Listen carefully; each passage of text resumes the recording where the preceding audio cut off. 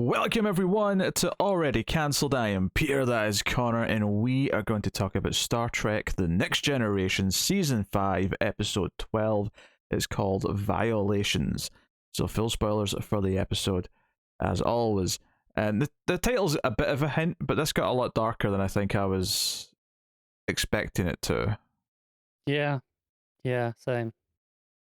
You know, I mean, they actually said the word rape towards the end of the episode, but I mean, even Troy's... It was clear long before that. Yeah, but even Troy's specific example was directly a rape, whereas the other ones weren't necessarily direct sexual, but at the same time, there were still clear violations of this really intimate moment in their history. There was a lot going on. So the premise of this episode is that they're transporting 3 Yulian ambassadors, these historians who go to other planets, and they've got telepathic abilities, and they go and kind of chronicle memories and feelings from people who volunteer to be read, and they're assembling a big library back in their home planet. So it's like, hey, yeah, we have history museums, but this is a museums of feelings, of memories, of experiences. So that's kind of what they're doing, and the Enterprise is just taking them to the next location. Chilling, yeah. Take them to the next planet. But on the way there, these telepathic attacks start happening, starting with Troy, but then it progresses to the others. And when it does happen, it's quite horrific during the actual attack, but afterwards they go into a coma for a couple of days or however long it is. I don't know exactly how long Troy is out, but it feels like a few days. Because we don't see the other ones wake up until the end of the episode. She's the only one who wakes up during the actual premise. But yeah, so super dark, super so very malicious. Like I don't think I was prepared for such a dark villain in this episode. No, I get where you're coming from. Because it seems kind of light and fluffy for the first chunk of the episode. Yeah, we start the episode with Keiko. No O'Brien, bizarrely, just Keiko on her own, getting like a memory. It's because the whole idea is that they don't really just like take memories, but they actually help you remember things that you'd forgotten. So, like, she has this vague memory of a cup, but it turns out the cup's connected to a memory of her grandmother that she'd forgotten about, and that's kind of what they do for people. And they kind of, the first 5 minutes or so of the episode is them offering this to everyone, like, and Picard's like, oh no, and Riker's like, oh no, all of my memories are all far too X-rated for sharing with strangers, and stuff like that. But sure enough, so it's a family, the 3 Yulians. It's like an older couple and then their son who is, like 30 or whatever he is. And what's so funny is that, and I'm not just saying this because I've got telepathic abilities, but this guy reminded me so much of Brainwave from Stargirl. Oh, okay, I can see it. He's got a very similar face, and I actually looked him up just to see if he was either, because I'm pretty sure Brainwave would, like, he'd be much older in Stargirl if it was the same guy. But yeah, we're talking about the younger one, right? Yeah. So, but I thought, oh, maybe this is like an older brother or something, because he looks a lot like him. And even his mannerisms felt very Brainwave-esque. But it's not him. But he reminded me a lot of him. It's just a coincidence that it happens to be a telepathic character. The father was reminding me of someone as well. I can't quite put my finger on who. And maybe I've just seen him in other stuff. I don't know, but remind me of someone specific. I think the father's a guy who's just kind of pops up in a lot of small roles. Like, I feel like I've seen him. He definitely has that sort of face. Yeah, I feel like I've seen him pop up here or there. Yeah, really, really bizarre. Just especially since the role itself is very similar, because it's a telepath who's a villain. I'm with you. So I didn't think of that first. He looked familiar first, and I started thinking about it, and then I realized who he reminded me of, and I went, "Oh, that's weird." But hey, but he makes a bit of small talk with Troy. One of the key character beats that plays out when they're all having dinner is that his father kind of keeps talking over him and keeps kind of saying what my son means to say, and kind of keeps correcting him and belittling him in front of everyone else. Tells a story about how, I'm so much better than he is. Yeah, and Troy in the turbo lift basically I'm not gonna lie, I kind of like this. I like that she saw this and went, you know what? Yeah, my mother's kind of like this, and so basically starts making him feel better because. And I think what I liked about this is that everything she said about her mother, it was like, yeah, this is all well informed. We like everything she's talking about, we've seen in action. I kind of dig that she's bringing this up, and it's not just some random character thing they've written in. It's like, no, we've seen this. I did laugh in this sequence though. Oh, because he's like, oh yes, you're an empath. I forgot about that. And she's like, yeah, I can't read Julian's. Like, of course not. Because that would be too convenient, wouldn't it? Well, what is an empath around a bunch of telepaths? Useless. That's. I mean, let's be honest. Telepathy is a far more useful version of well, not empathy, but you know what I mean. Empathic abilities. Sure. I mean, it is. It actually is. I mean, she's. I'm sure she's read telepathic beings before. Now, telepathy versus telekinesis. Now, that's a debate because they both have different strengths that you can actually have a fight about. But yeah, but they're two completely different things. Yeah, but they're very connected though, and sometimes you'll have someone who has both in fiction. It's not uncommon. Do, but I suspect that's mainly because they share the first half of the word. It makes sense though, because they're both like brain powers, right? They're both. So they are. So okay, well, I'm just curious. So, what would you rather have, telepathy or telekinesis? Telepathy, I think. But I mean, I'll take either. I don't know if I believe you. I feel like the thought of you being able to like get something from the fridge without getting up.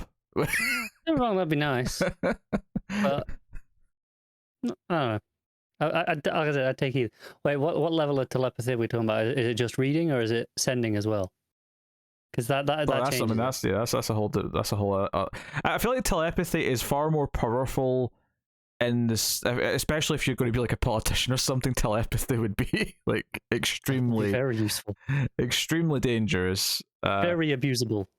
That said, how strong is the telekinesis? Like, is it just like what you can lift physically normally, or can you lift like a car with your telekinesis? Because that again, different levels, things. You know. Regardless, this is a weird rabbit hole we're going down.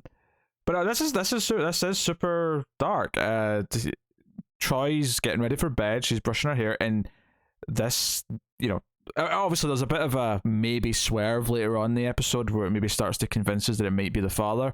But we'll just get out in the open now that it is younger. It's Brainwave. I think this is kind of one of my big faults with the episode is it shows us this early on. Sure. And I think that there's a point later where it tries to swerve and go, oh, maybe it's the father. But we've seen too much to buy into that. Well, I think to defend it a little bit, I sort of read that as a possible, like he was intentionally projecting his son. If it was him, if it was the old man, that he every time he was attacking someone, he was intentionally. That would make sense if the victim remembered. No, that's fair. Don't get me wrong. It made more sense once it turned out that it was only in the moment when young Brainwave here was trying to, like, you know, make it look like he was helping the investigation by reading Troy. It was only in that moment he projected his father into her head while she was remembering this, because he realized, oh shit, they've caught on to this too much. I'm going to have to give them a perpetrator. Oh well, sorry, Dad. Like, you're going down for this. But yeah, no, that's a fair point. But it's super dark though, because it's effectively he takes a memory with Riker, but twists it into like an abusive memory, and like the way it's shot is actually really good in a really like dark way, and that it kind of like starts to like change from Riker to his face, like in between the cuts. So she's screaming, she's saying "stop touching me," things like that, and like the hands like on her shoulder, and it's like cutting to his face, and it's like a really close lens right up in his face, so it feels really intrusive. You know, it's really going for, I mean, you know, it's violating. It feels violating from a visual perspective. Yeah. He's all up in our grill, so it really gets the horror of the moment over. And it was this point in the episode, which is maybe like 8 minutes, 10 minutes in, something like that, where I'm like, oh shit, this is going way dark. You know, we were making fun of the episode when we read the description. We were like, this is going to be stupid. It's just going to be. I stand by what we said. I mean, based on what we read, yeah. I mean, it was a fine expectation, but this was much darker. Like, oh shit, no, this is going much worse. Yeah. And obviously, this one comes across the worst because it's outright depicting rape, whereas the other ones obviously are harsh and they're invading, very serious memories. Riker's next, and this is a memory of him having to make a choice that got an ensign killed. But he sticks around and taunts Riker for getting this ensign killed. And this is what knocks him out. Eventually, Crusher goes through a memory where we see Picard with hair. Let's not overlook this. This is a big moment. This is Picard taking Crusher to see her dead husband right after he died. And what did they do to make Crusher look younger? What do they always do with actresses to make them look a bit younger when they're middle aged and they want them to look like they're, I don't know, maybe not even 20 something, but like early 30s or whatever she's supposed to be. I was gonna say, it wasn't actually that long before the start of the show. I don't think that this happened. Maybe it's a decade now, because now we're 5 years into the show. Yeah. Right? What do they always do to actresses to make them look younger? What's the tried and true method? Hair. It is hair, but it's a very specific one that's the most common thing to do. I'm completely blanking on what it is now. As soon as you say it, I'll be able to picture it, but... Bangs. You give them bangs, and all of a sudden, we're meant to believe that we're back in time. That's true. Yeah. That's what they always do. And you give a bald man hair. And it's like, this is before he lost his hair. That's always the easy thing. Or just dye the grey hair black or something. I mean, I'll give them credit. They gave him hair that looked like it was thinning. So it was like a believable, like, oh yeah, that kind of looks like hair that he might have had, like on the path to baldness. He's never had hair. It's bullshit. He was born bald and it just never came in. Hey, it happens. But yeah, I was kind of popping for the. I mean, it helps that obviously these dream sequences have got a lot of distortion in their lenses and there's a lot of like tricks being used. But really wide images. But at least in the context of this dream sequence, it looked relatively convincing. I'm sure if it was just shot like a normal scene, maybe the obviousness of the wig would probably have came through, but it looked convincing enough in the scene itself. But yeah, so this is the memory she's facing, and Picard turns into our brainwave, and she ends up passed out. So it's kind of one by one these characters are passing out, and the theories on the ship are like, well, we've got these telepaths here, like, is it something they've done, is it something they're doing? But Keiko's fine, so that doesn't really track, and they're basically just kind of stumped and they're looking at different things. One of the things that Crusher brings up is that with the exception of one reading, she would swear they had this thing, like some space disease, and basically Geordi and Data start looking up, like, has anyone else maybe misdiagnosed things? We haven't found unexplained comas when these aliens have been traveling around, but maybe there's been some medical places that are less thorough than Crusher and maybe just put it in as this disease instead, this condition. And sure enough, to start to find stuff. And eventually Brainwave agrees to read Troy when she wakes up, and Troy can't remember anything after she was bursting her. She remembers feeling like bad. She remembers feeling like she started having a bad nightmare. Yeah, but she doesn't really remember what it was or what exactly happened. And when he brings up these details, he basically lets her relive everything that she experienced, but with the sole change being that now it's his father that he's placing in her head during all this. So there's a whole portion of the episode where he's like saying, sorry, Captain, I'm ashamed of my father, and when we take him back, we're going to deal with this. This is a serious crime that no one's committed in 300 years. I think a lot of detail here I like about this is that when it turns out that it's really him, right, and everyone sort of figures that out because he was there when all the other planets had their incidents. Yeah. And they come in and kind of say, because he's basically trying to do it again to Troy. He's in the middle of doing it, but he's there in person, so there's almost an implication it might become physical as well as mental in the moment. So it's getting super, super dark, but they can't, Worf and that comes right in, and they break it up. One of the little details I really liked about this is that when we have a scene after this with the father and he's sitting with Picard and they're sort of openly talking about it, and he explains that this was something that was done, centuries ago. This was a form of rape. He actually uses the word rape. And I thought what was really interesting about that is that the character who was actually the perpetrator, when he was doing effectively his version of this, where he was talking to Picard when he was blaming his father, he never used that word. I think it's very interesting that he couldn't use the terminology that was like sort of blatantly calling it what it was, whereas the father, who is innocent, who is willing to talk about it, and is ashamed of his son, is willing to address it for what it actually is. It gave it kind of a like sometimes the people who actually do things don't actually label them correctly and kind of try to downplay it, or like it felt very like a natural little point to do that. I thought this whole scene at the end is kind of it's probably my favorite scene of the episode in a lot of ways. I think in part because it's very much that at this point classic next gen scene at the end of the episode with Picard, where they kind of discuss what happened. There isn't a clean resolution. It's not, oh, everything's better now, but it's a case of we kind of learned from this. But there's lessons to be learned for their society, and Picard's like, well, look, history on Earth. Yeah, we were pretty shit. We got better, but it's not. It's not like, oh, everything's better now and it's fine. It's still hard. There's still things that do happen. And I think I like that even in Trek in this this utopian world for all intents and purposes. It's not perfect. It's not everything's just fine. It goes back to the end of the Drumhead, which, and the point at the end of that when he was talking to Worf was that there's always a possibility that all of this is going to collapse because the right people, or I should say the wrong people, will have some amount of power and will be able to spread seeds of doubt, seeds of paranoia, whatever you want to call it. And in this case, like Picard even says, we all have the potential for violence, we all have the potential for this, and if we're not careful, it can sprout, it can come back. And I think what this neatly does more than anything, outside of just being an examination of a new version of rape, is it sets up this context of like everything they have in Star Trek The Next Generation could crumble. Like there is kind of a stake to like them upholding the ideals of Starfleet and the ideals of the Prime Directive and all that stuff, and everything they're always going on about. This was kind of an example of, oh, here's this other society, which, by the sounds of it, given that they've not had this crime happen in 300 years, it sounds like they're doing pretty all right, and most societies seem to trust them.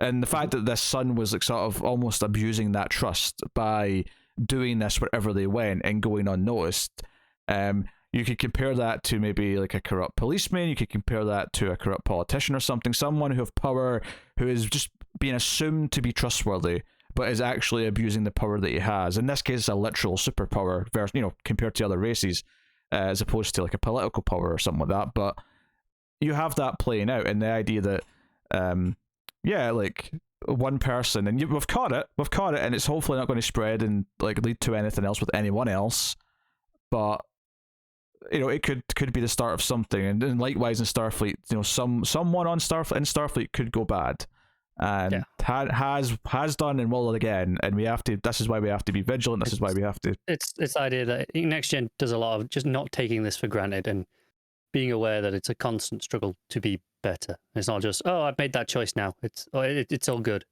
Yeah, it's not utopia achieved. All right, we can hang up our work boots and never have to think about it again. And don't get me wrong, this particular instance of it isn't as powerful or as incredibly written as some of the previous examples, like like the Drumhead for it. You mentioned that, but it's just another one that's just up there that's reinforcing that, and it just hits every time. I think it's a nice compliment to episodes like that, in the sense that it is dealing with a very specific type of like criminal, or a specific type of corruption. Because the Drumheads, all these big ideas of someone who in power trying to spread these ideas, and you can see how it's going to like infect everything else. This is less that and more like he's not a serial killer, but it's kind of similar in the sense that he's like secretly getting away with this for a long time until he's caught. So it's kind of examining that type of villain, that type of criminal in this world, in this society, and. That's kind of an interesting lens to look at a character through. And it's not like we've had many serial killers or rapists on the show. No, only a handful, I think. And while I did love them using Jack the Ripper as a time-traveling ghost or whatever it was in the original series, it doesn't have quite the same weight as this did in terms of getting across some of the bigger ideas that it's kind of shooting for. I have to admit, this was better than I was expecting, not just because of the description, but even like the rating for this in IMDb is lower than the last episode by a little bit, and I think this is the better one. Yeah, I don't think this is like a standout episode either, but I think it's considerably better than the last one. Yeah, I think this has got a lot going for it. It's not perfect, mainly for the reason you gave. I mean, my mind kind of tried to make it work in the moment, but yeah, I do that all the time as well. And don't get me wrong, it's not like it ruins it, but I think it drags a lot of the dramatic weight away from the story as opposed to the message, because obviously the purpose of it and the actual meaning that the story is telling, that it's doing, all this symbolism and so is really good. But just the dramatic weight of the twist, the reveal, and the actual storytelling, I think having that in those moments does ruin that. I think actually, because the episode starts, because at the end of the first scene when they've stopped with Keiko and everyone leaves 10 forward, the Brainwave, I'm just calling him that because I can't remember his name, Brainwave is left behind, and he sits there and he sort of looks really ominous before it cuts to the title music. And I think because they kind of presented him as like, oh, he might be a villain right at the start of the episode, I think that's why when they gave me the twist that it was actually the father, I kind of like thought, oh, this maybe works actually, because it felt like the whole episode was kind of red herring me into thinking he was the bad guy, but it ends up being like a double swerve, because it's like, oh no, like 5 minutes later, this is really what's going on. Yeah, well, I'm with you. So maybe they shouldn't have like lent so heavily into that to begin with. Maybe you don't show him in the earlier attack sequences, or maybe you always show the father, or maybe that feels, again, it's almost the same what I was just saying, is that would feel like too much of an obvious red herring. Maybe you do a thing where you sort of show it's changing between them, so you're not really sure which one it is, and that you kind of play into the idea that one of them is trying to pretend to be the other, but we don't know which way around it is. Maybe I think you could have kind of gone more into that mystery a little bit more. Yeah, you could have played with that a little bit. There was maybe some other things to tidy that up a little bit, or give it a better, thrilling intrigue and that side of things. But as far as the exploration of what it's doing, because I think to really make it clear in this episode is that Troy goes through this. This is not something that is washed away because they've caught him at the end, or they've figured out who was doing it, or that it wasn't physical. It doesn't matter that it wasn't physical. This still felt really like traumatic. I don't think this just feels like we can wash this under the, just swipe it under the rug and we're done with it. Not that I'm saying they're going to bring it up again and again. They probably won't, but I do feel like I came out of this episode thinking, oh, one of the main characters was raped in this episode. It kind of feels that way. Yeah, no, it does. And like I said, they probably won't mention it much, but it'll be something that's just there, which we've had with a lot of characters on the show, where they don't often refer back to events, but it has definitely informed their characters in the writing, at least. Yeah. So yeah, shockingly dark episode. But it definitely gives us a lot to talk about, and there's a lot of interesting things going on in it. So, yeah, it's almost a discredit to it that the actor just happens to look like a character from another show that has a very similar power set. Yeah. Which was a little distracting. He did a perfectly fine job here. Yeah. Yeah, I mean, again, the only critique is maybe that he has a couple of glances and stuff early on that make him feel like he's a villain, which maybe they shouldn't have done, but that's not really his performance's fault. That's, that's just written into the scene, like, or maybe it isn't. Maybe the director on says, you know what would be good? A shot where he looks like he's about to murder everyone in the room. Maybe we'll do that. I will have been. Who knows? All right. Next episode is called The Masterpiece Society. This is episode 13 of the season. Here's the description on IMDb. Working together to prevent the annihilation of a perfectly balanced... there's a Thanos joke in here somewhere, but I'll leave it behind. A perfectly balanced, isolated society with no contingency for outside visitors may, in fact, destroy it. Okay.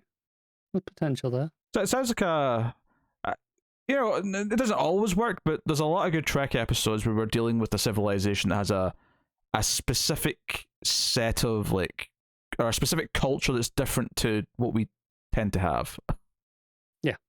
So, yeah, those tend to either be boring or really interesting.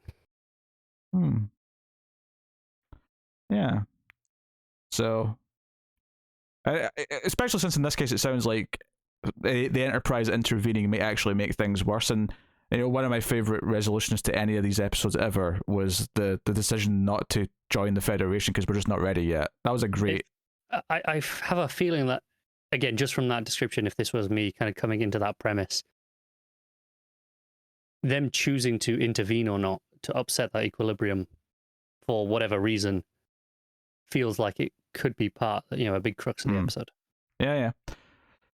So that's cool. That's what's coming next time. But let us know what you thought of this one in the comments below. You can like and subscribe, all that stuff. Get us on the Twitters at mailed_fuzz for channel updates.